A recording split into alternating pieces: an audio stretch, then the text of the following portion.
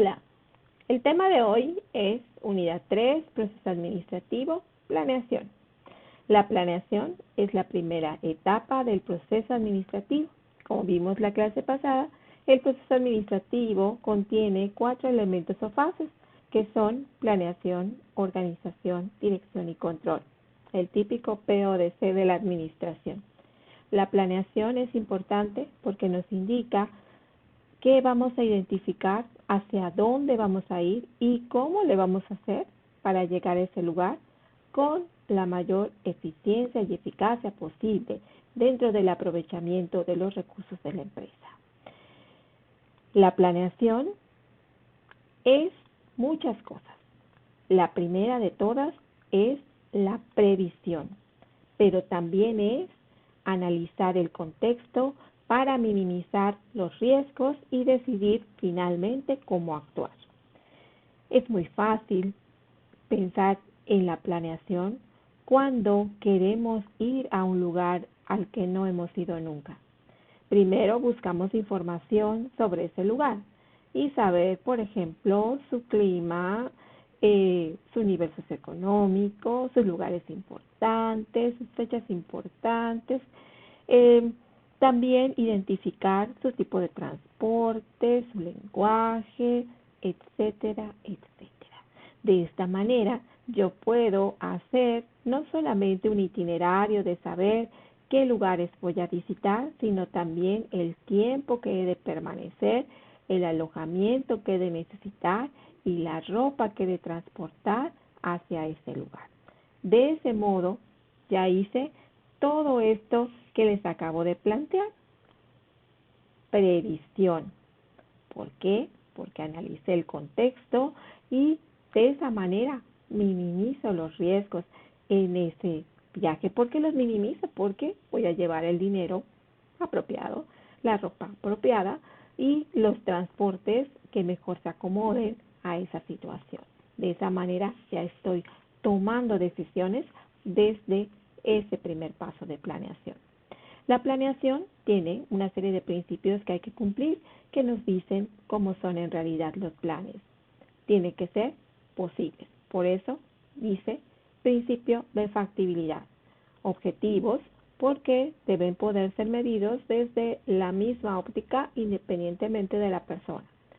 Flexibilidad. Los planes deben permitir la actuación dentro de un rango posible, es decir, fijar un número exacto nos limita, pero si fijamos un intervalo, podemos hacerlo flexible. Los planes, todos desde el más pequeño hasta el más grande, deben estar dirigidos hacia la consecución de la visión de la empresa y, al mismo tiempo, cuando se planea, se debe considerar cursos alternativos de acción, el plan B, es decir, si no sucede esto, ¿qué puedo hacer después? Los elementos de la planeación son misión y visión. La visión es hacia dónde se ve la empresa y la misión es la razón de ser de la empresa, como por ejemplo Google. Google es o tiene como misión proporcionar información con un solo clic. Esa es su razón de ser. Ahora bien, ¿cuál es su misión?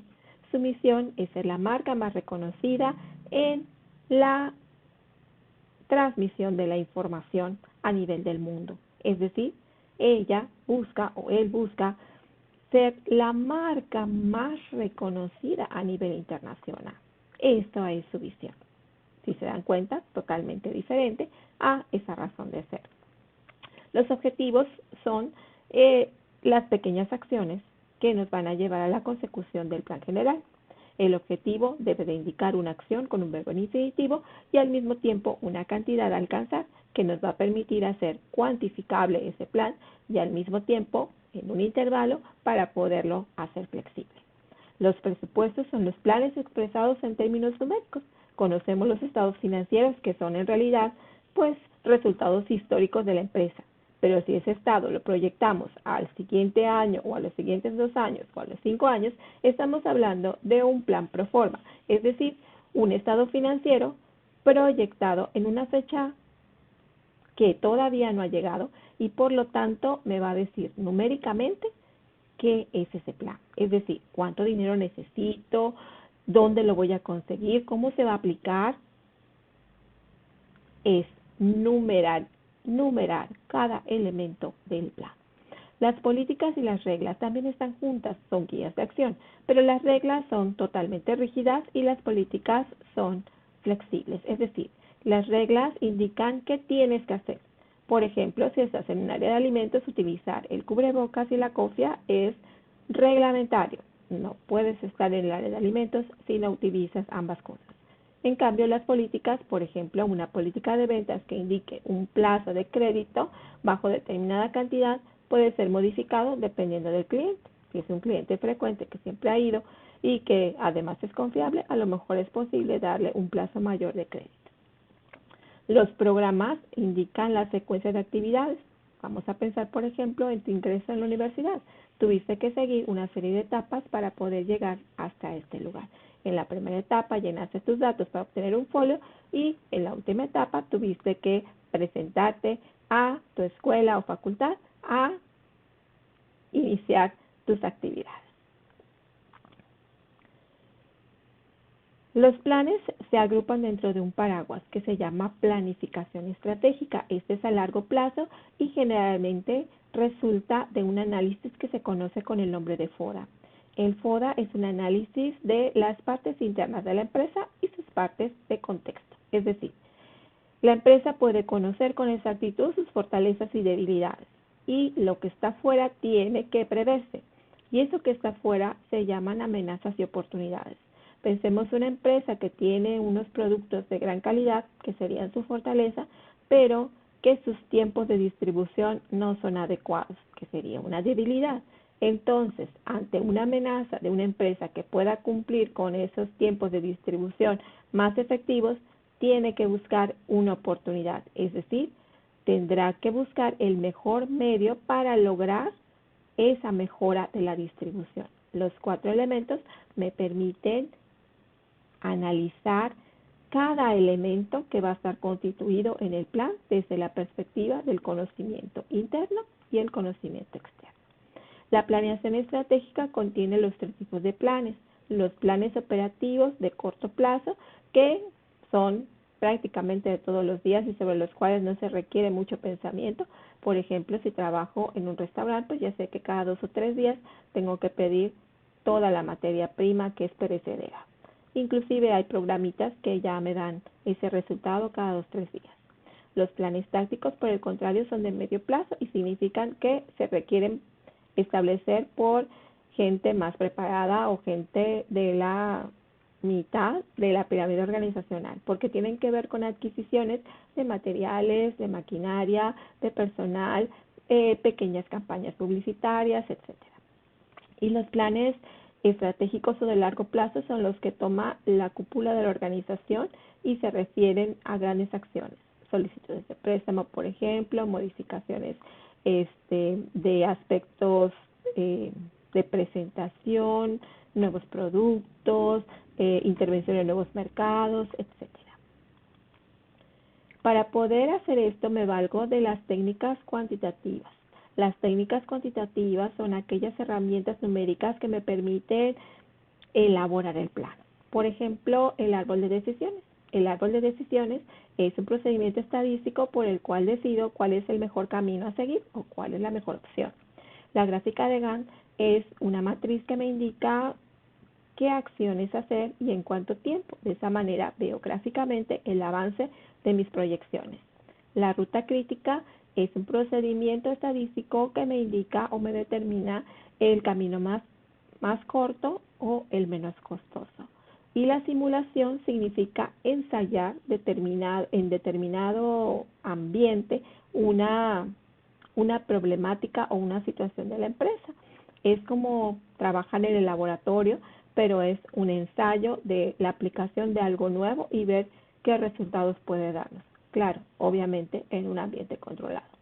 Las técnicas cualitativas también me permiten ayudar a la planeación y pues hay muchas, pero las más conocidas son la técnica de Delfos o técnica de Delphi, que es como tener una lluvia de ideas, pero entre expertos y que no están reunidos en el mismo lugar. Es decir, a través de esas opiniones de los expertos se conjuntan las ideas principales y se llega a un camino o hacia una decisión. es un poquito tardado y costoso.